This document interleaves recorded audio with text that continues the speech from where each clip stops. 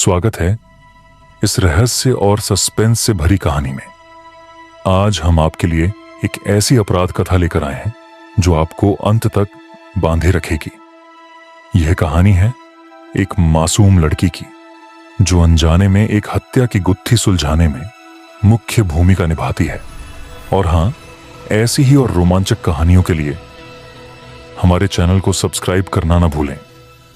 शहर के एक शांत उपनगर में एम्मा डॉसन 23 साल की एक आर्ट छात्रा एक साधारण जीवन जी रही थी।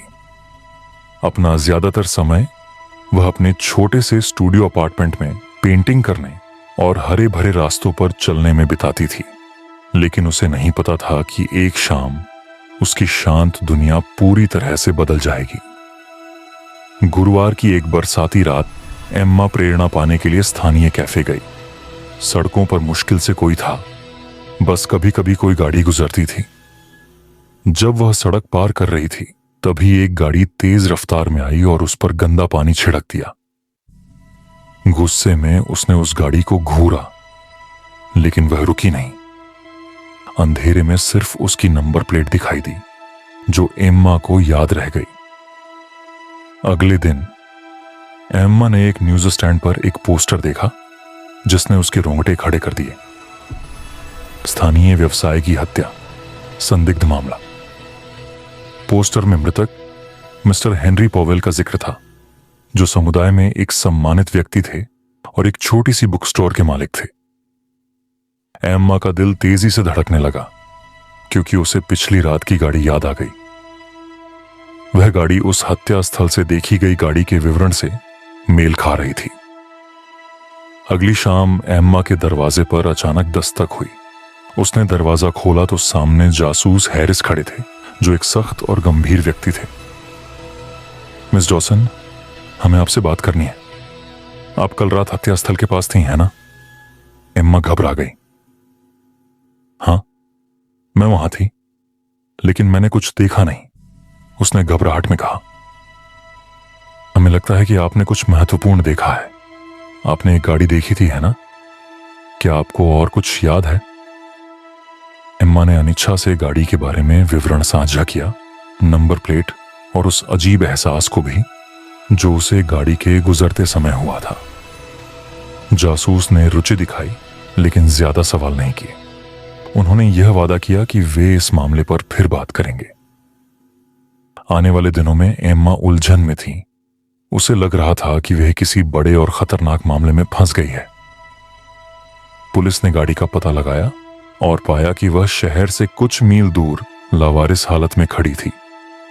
यह गाड़ी मृतक के भतीजे जेसन पॉवेल की थी। जेसन, जो एक स्थानीय व्यवसायी था, का एक आपराधिक रिकॉर्ड था और वह अपने चाचा के साथ झगड़े में रहता था। एम्मा ने उसे कई बार शहर में देखा था, लेकिन ज्यादा ध्यान नहीं दिया था। अब उसका गाड़ी से छोटा सा सामना एक बड़ी गुत्थी का हिस्सा बन गया था। जांच के दौरान जासूस हैरिस को संदेह हुआ कि जेसन ही अपराधी है, लेकिन ठोस सबूत न होने की वजह से मामला ठंडे बस्ते में चला गया। एम्मा, जो खुद को इस गुत्थी में फंसा हुआ महसूस कर रही थी, ने खुद सच्चाई की तलाश करने का फैसला किया। उसने जेसन के अतीत की जांच शुरू की, उन जगहों पर गई जहां वह अक्सर जाता था और उससे जुड़े लोगों से बात की। एम्मा की दृढ़ता ने उसे एक गुप्त सच तक पहुंचाया। जेसन भारी कर्ज में था और उसने अपने चाचा को पैसे के लिए ब्लैकमेल करने की कोशिश की थी।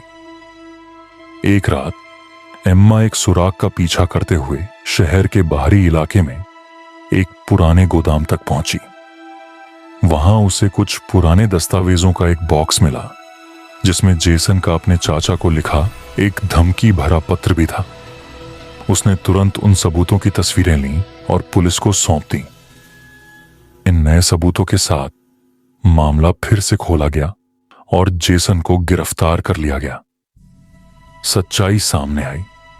जेसन ने गुस्से में अपने चाचा की हत्या कर दी थी जब उसकी ब्लैकमेलिंग की कोशिशें नाकाम हो गईं। एम्मा की छोटी लेकिन अहम भूमिका ने इस रहस्य को सुलझाने में मदद की। हालांकि वह अपनी कला की दुनिया में वापस लौट आई, लेकिन शहर अब पहले जैसा शांत नहीं रह गया था। उसे यह एहसास हुआ कि कभी कभी सबसे मासूम लोग भी अपराध की गुत्थी में फंस सकते हैं, सिर्फ इसलिए कि वे गलत समय पर गलत जगह पर होते हैं। ऐसी और रोमांचक कहानियों के लिए लाइक, शेयर और सब्सक्राइब करना ना भूलें। अगली रहस्य कथा के लिए जुड़े रहें।